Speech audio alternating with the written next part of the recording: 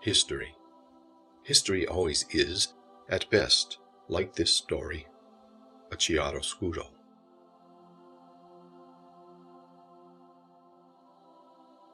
The 23 Club by Edward Flaherty.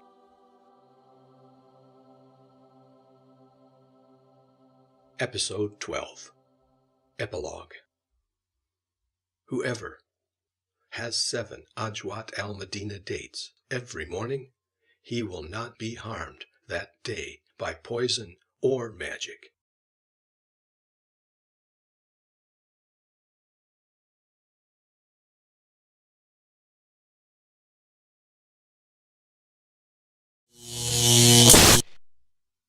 Part 1. Public Record. 2 weeks later, the following article appeared, a couple pages deep, in the daily local newspaper, Emirates News. Headline: Highway collision leaves 1 dead, 5 injured. Dated 29 May 2010 by Emirates News staff reporter.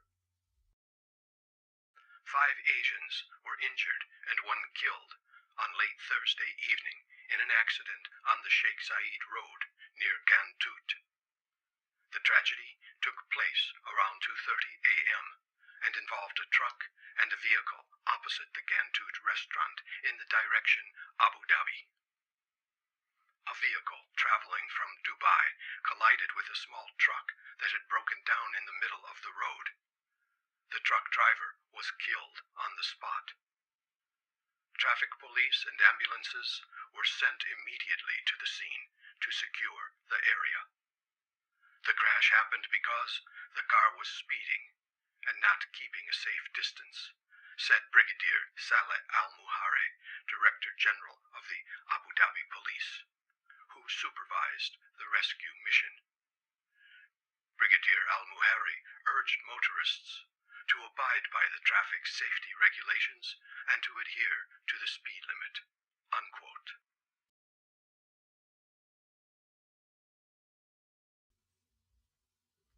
About 8 weeks later, the following article appeared on the bottom fold of the front page of the Emirates News.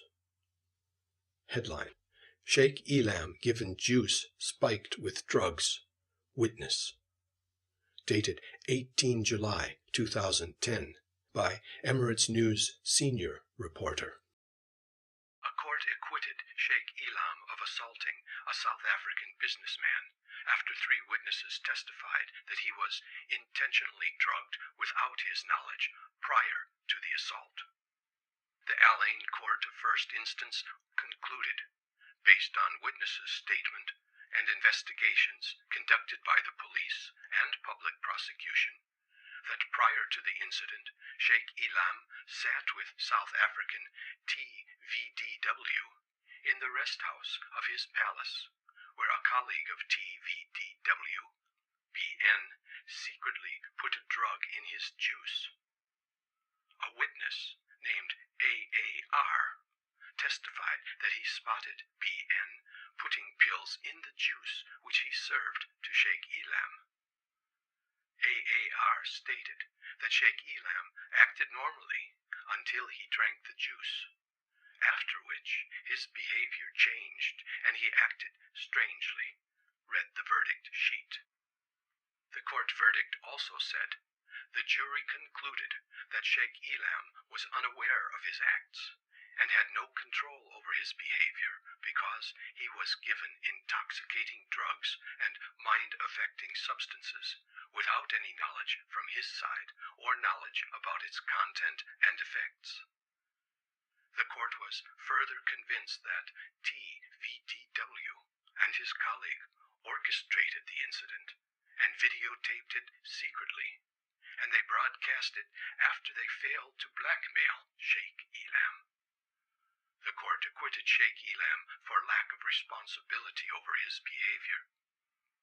The judgment confirms that the tape which was broadcast is not admissible evidence and that it had been tampered with. The court had cleared Sheikh Elam of endangering the life of South African businessman TVDW and of sexually abusing him with a stick.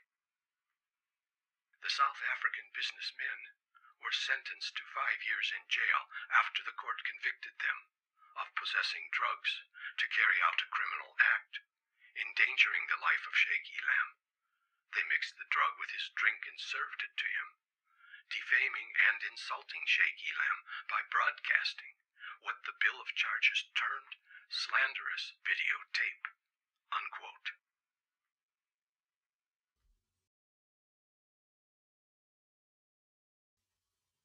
Part 2. Return. Mid-December 2010, and Chalmers had just settled down into his business class seat on his flight back home. He was looking forward to Christmas in the mountains with his wife, Madge. As he sat down, he couldn't tell which troubled him more, the stiffness in his back from the automobile accident, or the mental and physical weariness of 8 months every day in the empty quarter, under the relentless sun, cajoling, arm-twisting everyone on the team. Liwa Kasar was completed, even without tunes. The soft opening was 2 October, and the official grand opening was 1 December. It was grueling, it was accomplished, another project under his belt. But, by Chalmers' point of view, the empty quarter, being what it was, could never be considered conquered by this project or by any project. Even after 8 months, living and working every day in the empty quarter, Chalmers found it too large, too old, too unapproachable, and too unknown. Despite the successful project, his empty quarter experience had been one of strange, impending suffocation. The Rube al-Khali was always trying to take something from him, trying to constrain something that should not be constrained. He couldn't really put his finger on it. Chalmers tried to make himself comfortable in his seat. He asked the hostess for 2 individual mini Chivas Regal 25s, 1 glass with ice and a second glass without ice. He opened the first Chivas 25, poured it over the ice, and drained it. Immediate relief. The second, he poured neat into the room temperature glass. He let it sit. This one he drank very slowly, savoring the marzipan note, the rich milk chocolate note, thoroughly absorbing its smooth finish. Empty quarter tensions melted away, as did his memory of originally imagined windows of insight and doors of opportunity. Simply, he was glad to be on the way back home. Chalmers relaxed for the first time in 8 months. His carry-on bag was in the overhead. He smiled, recalling its contents. His trip to Singapore had never happened, and the work became so hectic. But he had taken a couple days to visit Oman, searching for some hand-embroidered cotton for Madge. He had flown to Muscat and rented a car to drive 2 hours into the mountains, to Ibra, a city that predated Islam, especially to visit the women's souk there, looking for hand-embroidered kimmas, kanja shawls, and lihafs. But he found the souk open only to women, no men allowed. So, with fortunate help from the local Ibra tourist office, he was chaperoned to a girls' school, where he was able to select a number of cotton pieces, each hand-embroidered, with a wide range of designs, both traditional and modern. He knew Madge would be surprised, delighted, and pleased to see this skillful Ibra craftwork. The more he thought about it, the more his eyes became redder with hope. Chalmers texted Madge, "Off the ground, on schedule, and on the way. Love, E." A special, glossy magazine, Liwa Kasar insert from the Emirates News, sat on his lap. Headline, Desert Queen. dated 12 December 2010, by Emirates News Features Editor.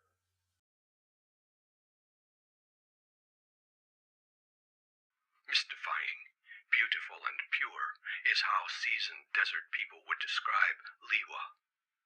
Tucked away in the heart of Abu Dhabi, Liwa is the oasis of the Rub el Khali, empty quarter, the world's largest stretch of uninterrupted sand desert, which touches Saudi Arabia, Oman and Yemen.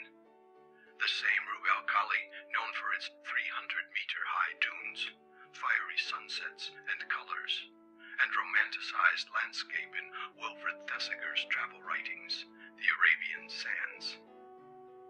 The sandy orange and red canvas is the setting for Zantara's latest resort, Liwa Qasar. With a 5-star luxury brand name and a location as true to the land as the Rub el Khali, the design order of the day was luxury, tradition, and heritage combined. Many hotels are designed for guests, but Liwa Qasar has also been designed for the Emirati people to remind them of where they dwell and who they are.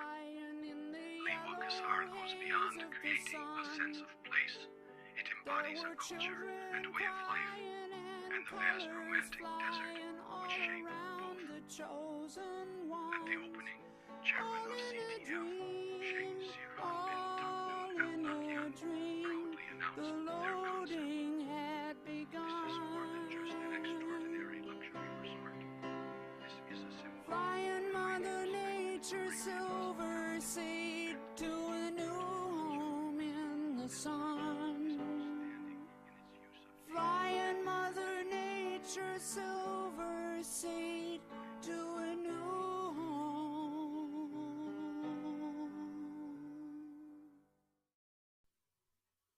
Chalmers fell asleep without reading it.